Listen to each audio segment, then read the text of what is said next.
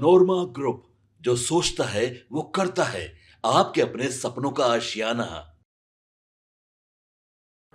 पिछले कुछ दिनों से शोर कुछ मध्यम पड़ गया था, जिसको लेकर के यह अंदेशा लगाया जाने लगा था कि ऐसा लगता है कि अब ये थक गए हैं, हार गए हैं और अपने इस आंदोलन को रोक दिए हैं। लेकिन बात कुछ और थी। यहाँ जो स्थितियाँ थी वो कुछ और कहानी कह रही थी।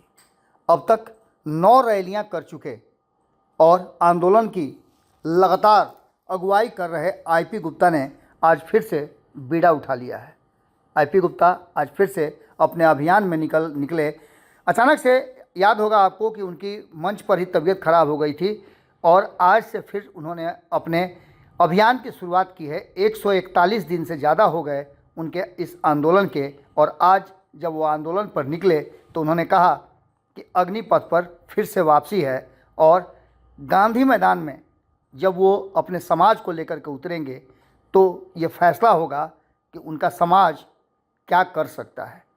एक बात तो तय मान के चलिए कि हम लगातार जिस तरह से मॉनिटर कर रहे हैं, 9 रैलियों के बाद जिस तरह से हाको रथम फान एक आंदोलन का स्वरूप ले चुका है और इससे जुड़े हुए जितने भी तांती तत्वा समाज के लोग, पान समाज के लोग हैं, वो 1 इंच भी पीछे हटने के लिए तैयार नहीं हैं। इस तरह का बहुत पहले जब आरक्षण की चर्चा चलती थी, जब ओबीसी ईबीसी को एकजुट करना था, या फिर जब मंडल कमीशन की बात चल रही थी, तब हमने आंदोलनों में इस तरह का जोश देखा था और लोगों को मरने मारने तक की बात देखी थी। लेकिन जिस तरह से पान समाज ने लगातार अपने आंदोलन को एक नया रूप दिया है, उससे कहीं ना कहीं सरकार को बुरी तरह से पछाड़ने का सारा प्लान बन चुका है। पान समाज पटना में 13 अप्रैल को 13 लाख लोगों के साथ जुटान करेगा और समस्तीपुर से आज फिर से अपनी यात्रा की शुरुआत करने वाले आईपी गुप्ता ने हाको रथम पान है का जो बैठक किया, उस बैठक और इस बैठक में जो लोग उपस्थित थे उनको देख करके और उनके जोश को देख करके आप अंदाज़ा लगा सकते हैं कि ये आंदोलन कितना तीव्र हो गया है। आपको बता दें कि इन सारी बातों को लेकर के 2025 में पटना के गांधी मैदान में 13 लाख लोगों को जुटाने का एक ऐतिहासिक, जो कहा जाए कि जिद ठान रखी है आईपी गुप्ता ने, उसको कितना पूरा करेंगे ये तो देखने को मिलेगा 13 अप्रैल को। लेकिन वास्तविकता ये है कि अभी जो वर्तमान परिस्थिति है और जितनी भी उनकी 9 रैलियां हुई हैं, उसे देख करके अंदाज़ा लगता है कि अपने लक्ष्य में वो बहुत तेज़ी से आगे बढ़ रहे हैं और सामने बैठी सरकार में जितने भी दल हैं उनके लिए वो परेशानी खड़ा कर रहे हैं। नीतीश कुमार ही नहीं, नीतीश कुमार के साथ साथ भारतीय जनता पार्टी और जो सरकार में है वो सभी निशाने पर हैं, सभी टारगेट पर हैं। देखना होगा कि आखिर अंततः क्या फैसला निकल करके सामने आता है। लेकिन एक बात हम बार बार जो कह रहे हैं कि सरकार अगर इस बड़े सुनामी को नहीं परख पाई, नहीं देख पाई, तो एक बड़ा झटका लगने वाला है नीतीश कुमार को। नीतीश कुमार को भले बाकी के लोग हराएं या जिताएं, मुख्यमंत्री की कुर्सी पर बनने और न बनने, मुख्यमंत्री कुर्सी पर बैठने और न बैठने की लड़ाई लड़ रहे हों, लेकिन सबसे बड़ी बात कि आप 122 का आंकड़ा पार करेंगे तभी मुख्यमंत्री बन पाएंगे। और कहीं ना कहीं 40 से ऐसे सीट आइडेंटिफाई किए हैं इस पान समाज के लोगों ने, जिस पर वो पूरी तरह से सरकार में बैठे लोगों को हराने का काम करेंगे, क्योंकि इनसे इनका आरक्षण छीन लिया गया है। आज आईपी गुप्ता के साथ इस समाज के लोगों ने ऐलान किया है कि अब की बार सत्ता हिलेगी। सुनिए क्या कह रहे हैं आईपी गुप्ता और किस तरह से लोगों ने उनका स्वागत किया, वो तो आप देख ही चुके हैं। क्या कह रहे हैं ये सुनिए और उसके बाद कमेंट बॉक्स में लिखिए कि आप इस आंदोलन को और इस नए रुख को किस तरह से आंकते हैं और कितना नंबर देते हैं। किसी को नहीं बता रहा। मैं कहता हूँ धर्मपाल, तुम नदी में जाओ, मैदान में जाओ, खेत में जाओ, रात में 12 बजे कोई सुनता नहीं हो, वहां जाओ, चिल्ला चिल्ला के उस आदमी का नाम लेके वही गालियां दो, वही अपमान शब्द बांधने वाले चिल्ला चिल्ला के कहो। अकेले में 10 दिन कहो, 11वां दिन वही गाली देते देते तुम गांव के चौराहे पे आएगा और तुम्हारा बाप सुनेगा, तुम्हारा दोस्त सुनेगा और वो तुम्हारा साथ देगा, वो भी तुम्हारे साथ गाली देना चालू करेगा। उसके बाद वही तुम गाली देते थे। एक दिन ऐसा आएगा, 21वां दिन सर्किट हाउस में आएगा और उसको सामने बुला के उसको गाली देगा।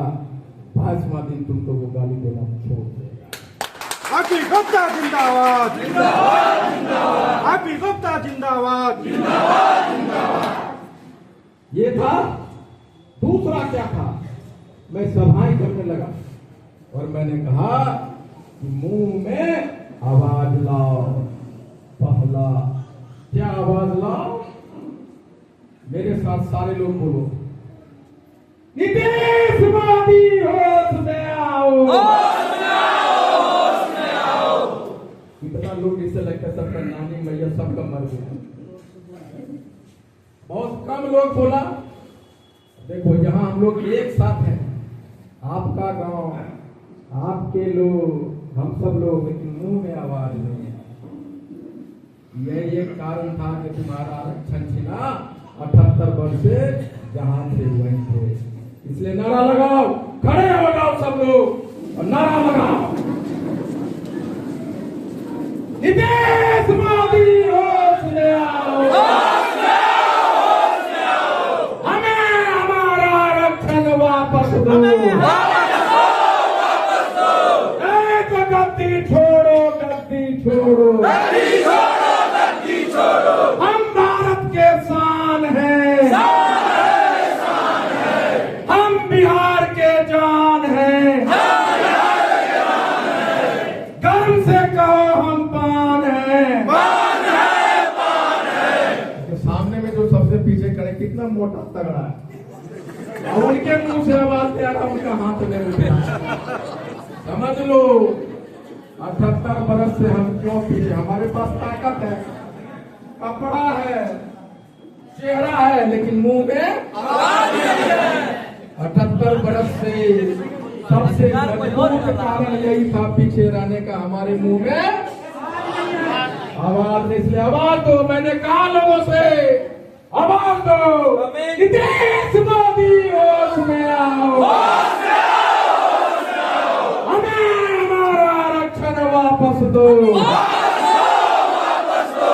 नहीं तो गद्दी छोड़ो, गद्दी छोड़ो। हम भारत के शान हैं, शान है, शान है। हम बिहार के जान हैं, हम बिहार के जान हैं। गर्व से कहो हम पान हैं, पान है, पान है। बैठिए। फूंकूंगा और कहूंगा कि तुम में वो ताकत है हनुमान की तरह, तुम भी लंका को, दरिया को पार कर सकते हो। कहो, उसके कान में बोलूंगा कि हाँ को रथ हम पान है, लगाओ छलांग, पहुंचो लंका। ये मेरी ताकत थे। सामने कौन खड़ा था, किससे लड़ा था?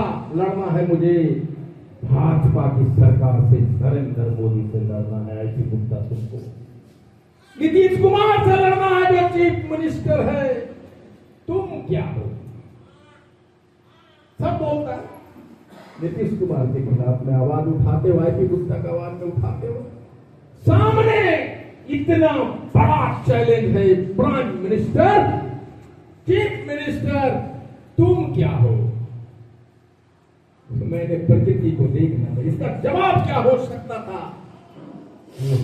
हम डिस्कवरी चैनल को देखा, उस जंगल में सबसे मजबूत जानवर होता है, सबसे बड़ा जानवर होता है हाथी। हाथी होता है और उसके सूंड में एक चींटी घुस जाए तो हाथी को मार गिराता है। मेरा जवाब मुझे मिल गया था और मैंने कहा कि आईपी गुप्ता तैयार हो जाओ, प्राइम मिनिस्टर के खिलाफ और चीफ मिनिस्टर के खिलाफ पान आंदोलन खड़ा करने के लिए।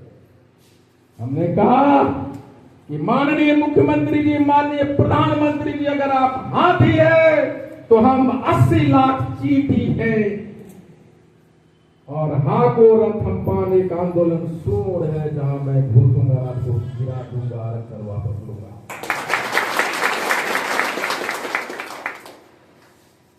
गया। उसके बाद सब कुछ हो गया, आप ताकतवर हैं, पहलवान हैं, लेकिन लड़ने का जज्बा भी तो चाहिए। खूब दूध पी के लंगोटा पहन के मुंह छोड़ के ऊपर में कह रहे कि हमारा 80 किलो वजन, हम सबको हरा देंगे। अरे बेटा उतर, मैदान में आओ, लड़, तो ताकत तो है, रिंग में उतर। तो वहां ताकतवर आदमी को रिंग में उतरने के लिए जज्बा चाहिए। जज्बा कहां से लाए? तो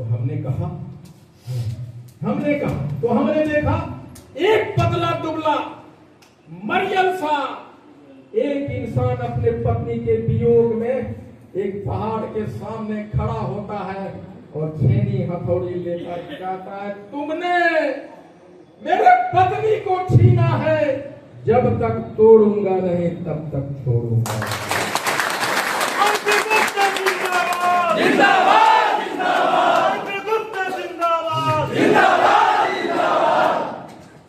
प्रेरणा मिल गई। मैं कहा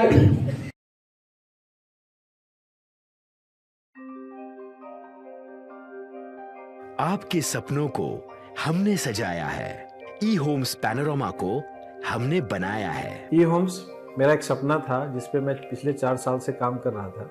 हमने जो बनाया है वो सबने है माना। ई होम्स पैनोरामा में हो आपका भी आशियाना। और फाइनली हमने 2021 में इस प्रोजेक्ट को लॉन्च किया। बहुत लोग अप्रिशिएट कर रहे हैं कि पूर्णिया जैसे शहर में, बिहार के, एक तो बिहार की बात करें उसमें भी पूर्णिया जैसे छोटे जगह में इस तरह का लाइफस्टाइल देना, ये सुन के हम लोगों को बहुत अच्छा लगता है। ई होम्स में हमने कुछ और भी किया है, जैसे हम जिस जगह में रह रहे हैं हमारे फैमिली सिक्योर हो, उनको सिक्योरिटी का ध्यान में रखा है। आपकी सुविधा और सुरक्षा आपके लिए खास है, ये आपका विश्वास है। इसमें आर्टिफिशियल इंटेलिजेंस का 7 लेयर सिक्योरिटी का हमने इस्तेमाल किया है। लस ग्रीन कैंपस को बनाया है। यदि हमारा बाउंड्री वाल है तो वो वर्टिकल गार्डन है। ये जितनी भी फैसिलिटी होता है एक इंटरनेशनल टाउनशिप में ई होम्स है, ये हम लोग विश्वास नहीं कर पा रहे हैं। जो भी हमारे मित्र दोस्त या जो भी हमारे बाहर के बाहर आते हैं तो हम लोगों को बहुत अच्छा सुनने को मिलता है और बहुत अच्छा क्रेडिट मिल रहा है। वो सारा हमने सिर्फ एक बिल्डिंग नहीं बनाया, हमें एक बहुत अच्छा लाइफस्टाइल दिया ई होम्स में, और मेरा एक सपना था जिसको मैं आज फुलफिल होते हुए देख पा रहा हूँ। ये आपका आवास है। ई होम्स पैनोरामा में अब आपका निवास है। E homes Panorama, luxurious lifestyle redefined. Panorama group, जो सोचता है वो करता है। अगर ये वीडियो पसंद आई और वह बिहार के राजनीति और बिहारियत से सरोकार रखेनी तो सब्सक्राइब बटन दबा के चैनल के सब्सक्राइब कर ली। ओजे एगो घंटी बा, ओकरा बटन दबा देला से कुल सटीक और मारक खबर रुआ मुफ्त में मिल जाई। अगर रुआ पत्रकारिता के हमनी के नया प्रयोग में सहयोग कर चाहतानी तो ज्वाइन बटन दबा दी। पेटीएम नंबर नोट कर ली 9386816700।